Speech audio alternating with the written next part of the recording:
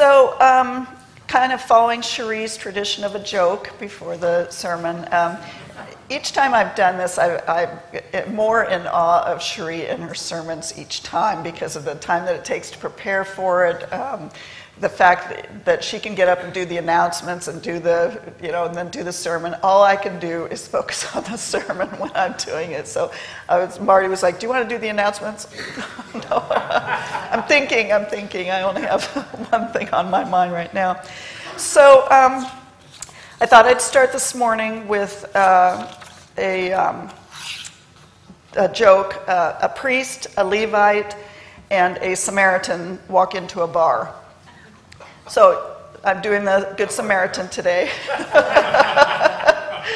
And the fact is I don't have a joke for this, but that's how we start a lot of jokes. We set up a situation where three kind of disparate people walk in and kind of, teach us something about themselves. Basically that's the equivalent of what Jesus did with this story. He basically had a purpose in telling the story this way. And what we're doing when we have three people walk into a bar that way is we're playing out our stereotypes. So each type of person is a type. So this would be a typical kind of story for the Jewish listeners of Jesus. They have heard the Good Samaritan story a number of times, but when other rabbis tell it, excuse me, they would start off with a priest, a Levite, and a Jew were about to walk into the bar. And this was the trio that the Jews would expect. They would not expect to hear a Samaritan included in this joke. Priests are only obligated to do certain things. The Levite is obligated to do certain things. We have discussions about what a good Jew would do in a situation. But Jesus doesn't end up talking about a good Jew in this situation. He talks about the Good Samaritan. And I'll talk a little bit about why this is so surprising or even shocking. Because this throws a wrench in the hearing, in the thinking of the people who are listening to this parable. The Samaritans were the less than. They would be, if they were even mentioned in the joke, they would be the butt of the jokes. They were considered to be racial and ethnic half-breeds, and there was nothing considered to be pure about them. And they were religious deviants who practiced a form of Judaism that the Jews of that day despised. No one would use a Samaritan as an example of goodness and love, but Jesus did. So Ed Rebel, who was a renowned Unity teacher, pointed out that among the parables, this one is probably the least understood metaphysically. And why do we say that? Well, because the parable is usually taken very literally. We think to ourselves, okay, I know what a Good Samaritan is. He's the guy who stopped by the side of the road and picked up the victim and took him and got help. But what Ed says is that really defeats the whole idea of a parable. That the parable is a story that's not meant to be taken literally. It's a story that says one thing, kind of on the surface, but then it contains a meaning that says something else, and that's what makes it a parable. So if we accept the story on the surface, then we're just dealing with literalism. We're just dealing with facts. Okay, there was a time when this was a dangerous road and people were attacked by robbers and somebody helped them as they went along. But when the Gospels designate something that Jesus is talking about or saying is a parable, which it does over and over again, then we have to reconcile ourselves to basically look deeper and to think about, well, if it doesn't mean that, what does it mean? So we're looking underneath today, we're kind of lifting up the covers and seeing what this parable is really about. So interestingly enough, when the parable gets to today, to the ages, basically most people don't know who a Samaritan is anyway. So we just take it that there was, a priest, a Levite, who was a worker in the temple, and this Samaritan who walked by. And so what happens is that we recast that to the future to now, and we basically put the Samaritan, we substitute the Samaritan for people who are in social groups who are not known to interact comfortably. So that Samaritan is the outsider, or it's the lesser person, or it's somebody that generally somebody else hates or doesn't want to be around. And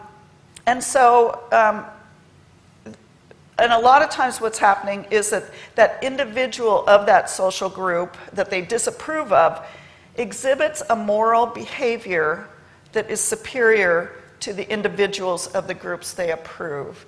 So what we get is we get somebody that we're looking at that Good Samaritan, and let's say we're looking, one of the examples that was given was an anti-slavery campaigner way back when, described clergy who ignored slavery as following the example of the priest and the Levite.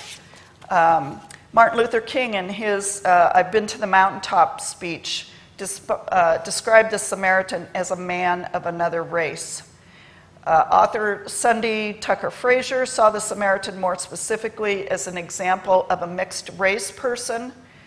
And Klein Snodgrass, who is a theologian and author, wrote that on the basis of this parable, we must deal with our own racism, but we must also seek justice for and offer assistance to those in need, regardless of the group to which they belong. So in this parable, we're going to explore what each of those people were doing there in this story and what it means to us today. So let me just read you quickly the parable. A certain man was going down from Jerusalem to Jericho, and he fell among robbers, who both stripped him and beat him and departed, leaving him half dead. By chance, a certain priest was going down that way, and when he saw him, he passed by on the other side. And in the same way, a Levite, again a worker in the temple, also, when he came to the road and saw this victim lying to the side of the road, passed by on the other side. But a certain Samaritan, as he traveled, came where he was. When the Samaritan saw the victim, he was moved with compassion. He came to him and bound up his wounds, pouring on oil and wine. He set him on his own animal and brought him to an inn and took care of him.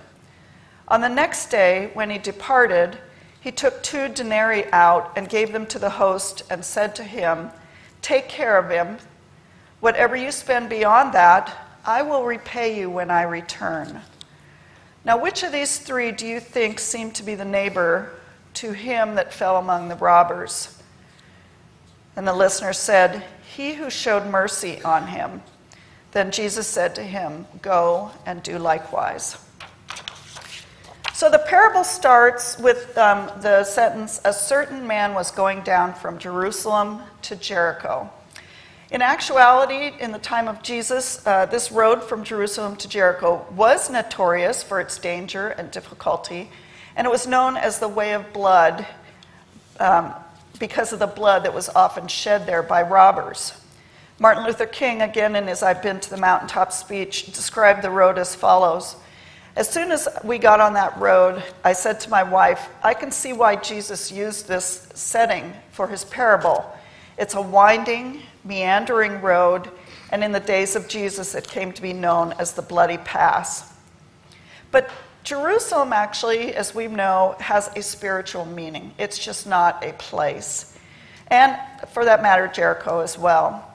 So Jerusalem is the image and the likeness of God in each one of us, the true self that is at the center of our heart, where God wants to dwell as in a holy temple.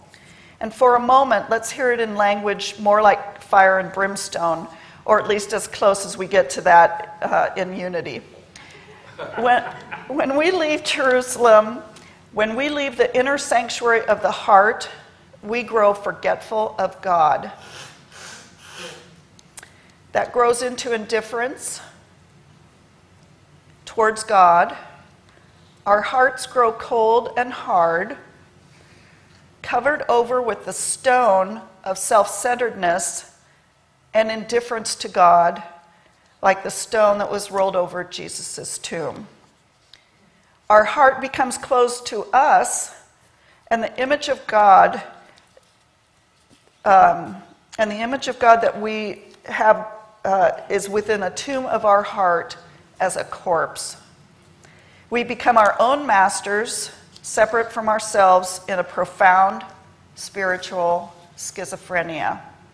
We've become ingrown, insulated, alienated from others, indifferent to, if not contemptuous of, our fellow human beings who are not like us.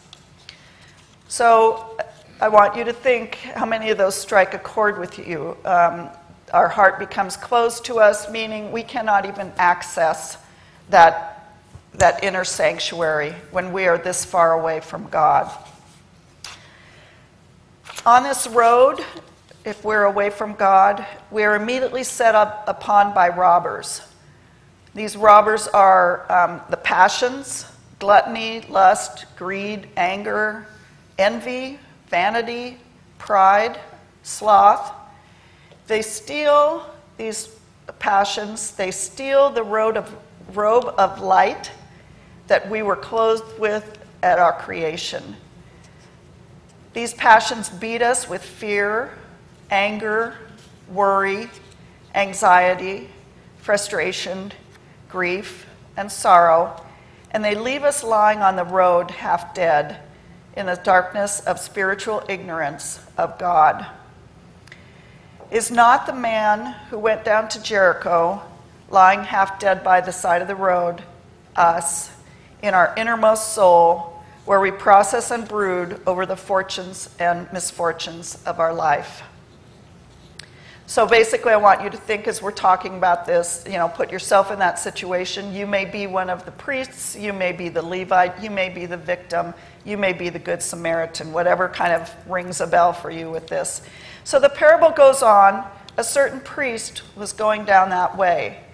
When he saw him, the victim, he passed by on the other side. In the same way, a Levite also, when he came to the place, saw him, passed by on the other side.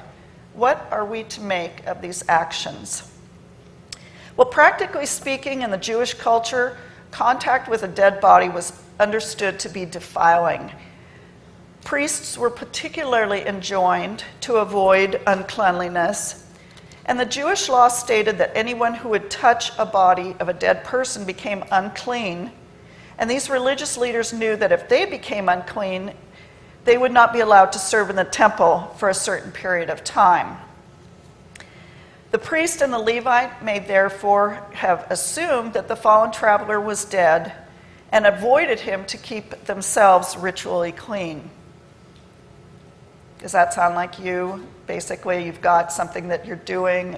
You've been told by certain authorities that what you need to do and to stay on the track. On the other hand, the depiction of travel downhill from Jerusalem to Jericho may indicate that their temple duties had already been completed, making this explanation less likely, although this is disputed, of course, but these are the kinds of facts that are tossed around. Since the Jewish law made an exception for neglected corpses, the priest and the Levite could have used the law to justify both touching a corpse and ignoring it. In any case, passing by on the other side of the road allowed them to avoid checking whether he was dead or alive. And indeed, it probably weighed more with them that he might be dead and defiling to the touch of those whose business was with holy things than he might be alive and in need of care. Further, many rabbis taught that if a Jew accepted help from a Samaritan, it would delay the redemption of Israel. This deep prejudice shows the depth of ill will that existed between Jews and Samaritans. There was no forgiveness. Martin Luther King said, "And you know it's possible that the priest and the Levite looked over that man on the ground and wondered if the robbers were still around. Or it's possible that they felt the man on the ground was merely faking and was acting like he had been robbed and hurt in order to seize them over there, lure them there for a quick and easy seizure." And so the first question that the priest asked, the first question that the Levite asked was, if I stop to help this man, what will happen to me? What will happen to me? So that's not the first place we should be when we see somebody who needs help, to be thinking of ourselves and think, oh, I've got to get back to the temple. Oh, I might have to sit out for 6 weeks if I touch a defiled corpse. But that's what those figures stand for. What will happen to me? Perhaps the Levite and the scribe who walked by the man lying on the side of the road, who walk by us when we are by the side of the road, represent the customs and traditions of our family, or the ways of the world, the wisdom of the world's philosophers, the sages of the world's religions, politicians, the scientists that we take refuge in to make sense out of life, to figure out who we are and where we fit in our effort to protect ourselves from the hard, bitter knocks of life that threaten to breach the walls of our self-made security as we keep going down to Jericho. But like the scribe and the Levite, the wisdom and ways of the world cannot help us. They won't help us. They are indifferent to us because their ways are the ways of the world. They lack inner feeling. They care only for ideas and causes and principles. They have no care for individual people, the poor, the needy, who have fallen through the cracks of worldly society. They have no care for us when we have been beaten up by life and are lying on the road half dead. They pass us by to move on to the next appointment with the next cause and with the next idea. Back to the parable. And now comes a certain Samaritan as he traveled to where the victim lies beside the road. So the Samaritans as a group lived in the area bordered by the Galilee and Phoenicia to the north and Judea to the south. When the northern kingdom of Israel fell to Assyrian invaders in 722 BC, the leaders among the 10 tribes were deported. The common people remained in that area for the most part and intermarried with the Assyrian settlers who moved in. The Samaritans considered themselves to be followers of Moses and true keepers of the law. Yet the Judeans rejected them as half-breeds. There was a long-standing and at times violent rivalry between the two factions, which had persisted for many generations. Tensions were particularly high in the early decades of the first century because the Samaritans had desecrated the Jewish temple at Passover with human bones. Hatred increased with every hostile act and finally culminated in the destruction of the Samaritan temple by the king of Judea in 109 BC. Here is more than 700 years of hating. The people of Jesus' time were tempted to feel no different than we would ourselves today. When Jesus taught the Jews of his time to love your neighbor, they surely thought that he was telling them to love another Jew, someone of the same religion, the same background, someone like themselves. Yet Christ shatters this parochial view of neighbor by sharing the shocking illustration of the Good Samaritan. Jesus reverses the entrenched attitudes that Jewish priests were automatically good and that Samaritans were certainly bad. By challenging those who listened to the parable Jesus challenges their presumptions head on. He makes them question their mechanical sense of good and bad. And he compelled them to consider the meaning of forgiveness, which included beholding the divine presence in everyone and everything. In the parable, of course, the Samaritan represents the indwelling Christ. The robbers, being negative and destructive, are lawless thoughts and emotions. The priests and the Levites who do not help may represent formal religion of any persuasion that fails to meet human needs. But I would widen this to include, as I mentioned, governments, corporations, people who are insulated in their own lives, who worry about what will happen to them if they stop to help. The helper-victim relationship in this story, in this parable, is like the relationship between the inner Messiah, the indwelling Christ in our heart, and the individual mind and body. The Good Samaritan is Christ, our highest self, with a capital S. On a personal basis, we can reject, remain oblivious to our spiritual identity, or carry an entrenched attitude forever as the priests spurned the victim, or as Jews rejected Samaritans. Without the healing Christ, we remain in a metaphoric ditch, half dead because of our ignorance and false beliefs. When the Christ is received into awareness, however, the healing occurs. The eternal I am and the personal I are reintegrated. This inner union releases us from every harmful influence and brings the oil of healing to mind, body, and affairs. It is true forgiveness in action. So we can identify with the helpful Samaritan, or with the victim who receives help, or with both. Both figures point to aspects of our total being, but please note that the Samaritan solves the problem. So who are your robbers and thieves? Are you aware of them, or are you keeping your head down, too busy, too afraid to confront them like the priest and the Levite? What victims are you ignoring by the side of the road? Or are you tossing a coin to a beggar? The temptation of the Good Samaritan parable is just to give our money and let someone else do the messy work of being in relationship with the stranger or those other people from whom we've been separated.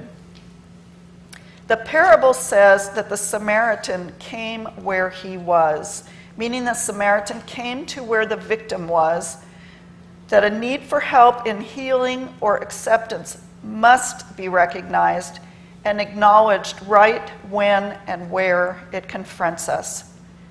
Wishful thinking has no bearing in an emergency. When we encounter a need for healing or for assistance or for acceptance, we should react positively to it. And would this be resentment, fear, indignation, or indifference? No. No, that's not the reaction we're looking for. These are all incorrect reactions because they are of no help. That is what makes them incorrect. They do not help, and they are symbolized by the passing priests and Levites. The Good Samaritan parable shows us how to act or react in a situation in which we find ourselves to react to something that we initially find unpleasant or ostensibly beyond our assumed capability. We have to question our standard reaction or assumptions. We cannot pretend that the problem does not exist. We are not helped by resenting the body for becoming sick, nor judging why the sickness occurred, or for judging the victim. We are not helping when we stand by as someone tells a racist joke, makes a sexually demeaning comment, tells somebody to get a job, or to go home to their own country. When people do say these things, we need to understand that they are beside the road, they are damaged and away from their inner spirit. We don't condone these actions, but we may be called to be a good Samaritan in that situation. How do we apply this parable to our everyday life?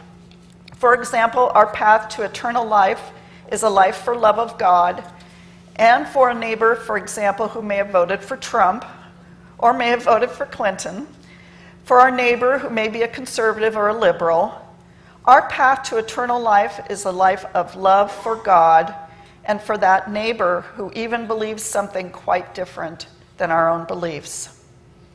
Now, wait a minute, you may say, Trump or Clinton, that liberal or conservative, believes something very different from me, and I can go on to caricaturize them, label them, ultimately reject and even hate them. This is something that every generation does to other people, to people different than themselves. And with the internet today, it is so easy to fill our minds only with things we agree with what we believe, while rejecting others who are different. The people of Jesus' time were tempted to feel no different than we ourselves would feel. In the gospel story, we read about Jews and Samaritans who both looked upon the other with similar ugliness and hatred. When Jesus taught the Jews of his time to love your neighbor, they certainly thought that they were telling him to love another Jew, of somebody of similar religious or ethnic background. Respond with compassion this week when you come upon somebody angry, or somebody who's feeling victimized, or the oppressor who's acting out on his pain by taking it out on somebody else. It's not that easy to pray for those who voted differently from me. It's not that easy to pray for those in ISIS who are acting out their pain and fear, but they are also the children of God. So I ask you now to hold us all in the compassion of your heart and to say an affirmation with me, and I'll say it first. Through divine love active in me, I love my neighbor as myself. Together, through divine active in me, I love my neighbor as myself. Thank you.